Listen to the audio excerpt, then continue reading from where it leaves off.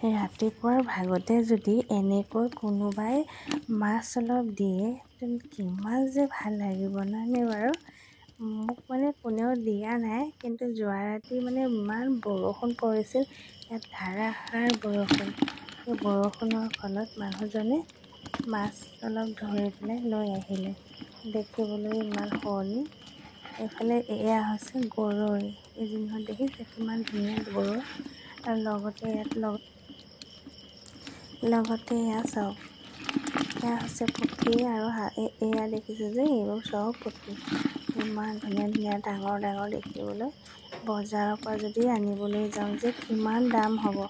বজাৰৰ দাম শুনিলে আমি খাবলৈ মন নকৰোঁ, কিন্তু এতিয়া ঘৰতে পাই জুতি লগাই বিধে বিধে বনাই খাম।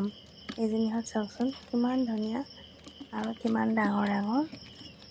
আমাৰ ইয়াত কিন্তু ওলালেই মাছ।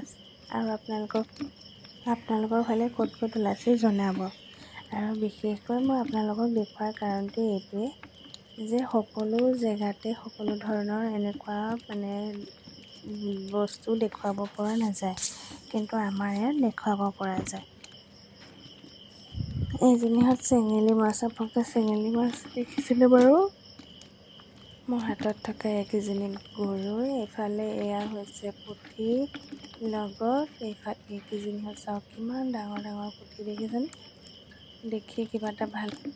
পুঠি মাছখিনি গোটেইখিনি সাৰ জাল দিম, খাবলৈ খুব সুন্দৰ হ'ব আৰু বহুত সোৱাদ লগাও হ'ব।